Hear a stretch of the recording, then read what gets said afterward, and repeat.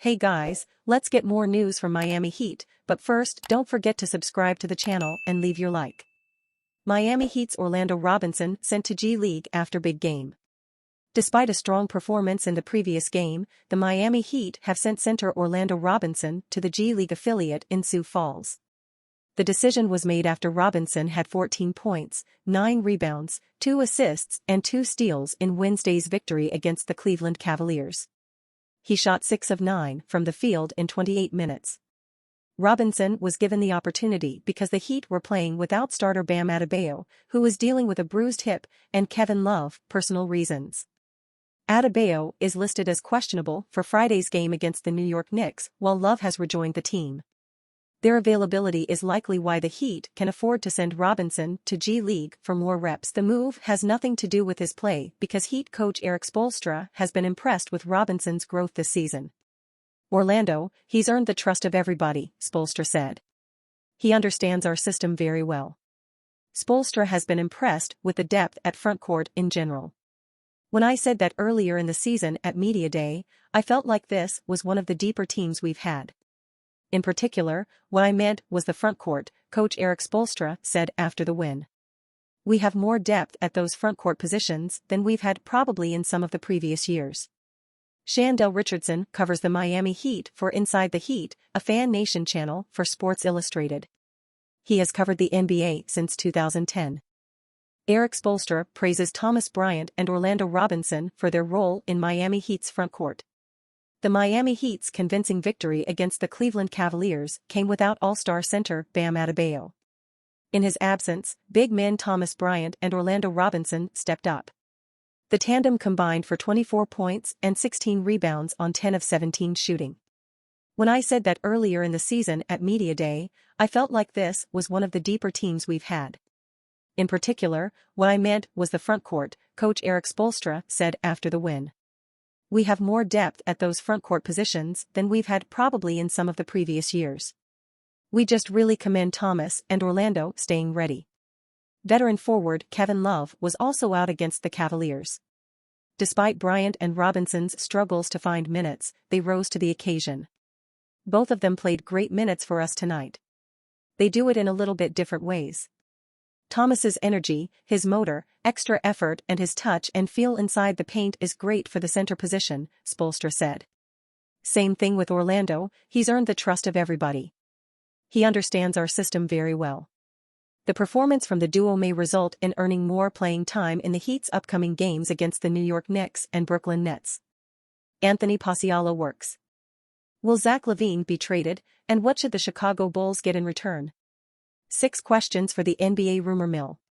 It's been a week since the first report of Zach Lavine's openness to a trade out of Chicago cracked open the future of the season for the Bulls. This a new season of change for the Bulls, who could be entering the early stages of yet another rebuild just 3 years after starting a new project centered around Lavine, DeMar DeRozan and Nikola Vucevic. Let's take a look at the top questions surrounding the latest cycle of trade rumors. 1. Will a trade happen soon? It depends on what is meant by soon, but the short answer is no. The Bulls need to wait until mid-December to see a full spread of offers from teams throughout the league. This waiting period is mandated by free agency rules, which prohibit players from being traded until December 15 or 3 months after the date of their contract signing, whichever comes later. Due to this latter clause, some players will not be available until January. It looks most realistic to expect the Bulls to execute a trade around the February 9 deadline. This gives Executive Vice President of Basketball Operations Arturas Karnisovas enough time to leverage a variety of options for a trade. 2. Where will Zach Lavine land? Lavine already has several landing spots on his radar according to reports by The Athletic and Yahoo Sports, the Los Angeles Lakers, Miami Heat and Philadelphia 76ers. 2 less obvious options are the Sacramento Kings and the San Antonio Spurs, both of which Yahoo Sports reports have also drawn Lavine's interest. These options follow a common thread. After making the playoffs only once in his 9-year career, it's clear Lavine is seeking a surefire way to compete in the postseason. Pairing with stars like LeBron James, Jimmy Butler or Joel Embiid is as close to guaranteed as it gets for playoff contention in the NBA. and Victor Wembanyama is as close to surefire as any rookie phenom can get. On the flip side, The Athletic reported several teams including the Toronto Raptors have shown interest in obtaining Lavine. As both parties weigh their options, the key question for the Bulls is which team will make the right offer to build the foundation for the next era in Chicago. 3. What should the Bulls expect in exchange for Lavine? There seems to be a prevailing notion among some fans that because Lavine didn't work out in Chicago, he won't garner value on the trade market. That isn't necessarily the case, but his fit for other rosters paired with the price of his contract makes him a more nuanced trade to land. Cost is a major factor.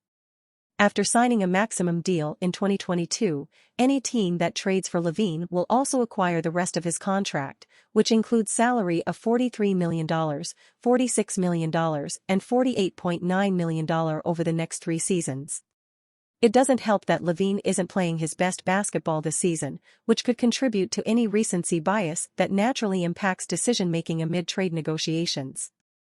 Still, Lavine is an all-star scorer who is equally talented in finishing at the rim and behind the arc. He would thrive in an environment where he can play off the ball and attack the rim as a secondary scorer. If the Bulls are willing to let go of their vision of a team built around Lavine, then they need to acquire building blocks for a new future without him. This should include multiple first-round draft picks in addition to lower-cost players who will help facilitate the transition period in Chicago. 4. Will DeMar DeRozan stay in Chicago? As of now, it appears the Bulls are focused on keeping DeMar DeRozan in Chicago. The All-Star forward said this summer that he hopes to retire as a Bull. But despite this eagerness from both sides, the two parties have been unable to agree upon a contract extension. Regardless of whether the Bulls plan to undergo a full rebuild or not, DeRozan is a valuable cornerstone to retain in Chicago. He brings an inimitable veteran presence to the locker room and remains a reliable offensive force, especially in clutch game situations. DeRozan is eligible for a 4-year extension worth approximately $179 million. His original 3-year, $81.9 million contract was relatively low cost, especially given the immediate payout that DeRozan provided. This extension is a jump from that price tag, but it reflects the value DeRozan has already provided to the Bulls. A report by The Athletic last month stated DeRozan wants to see the path the front office is setting the team on before committing to an extension, which makes sense for a 34-year-old veteran likely settling into one of the last deals of his career. And you fan, what do you think of the Shaquille Leonard situation? Leave your opinion in the comments.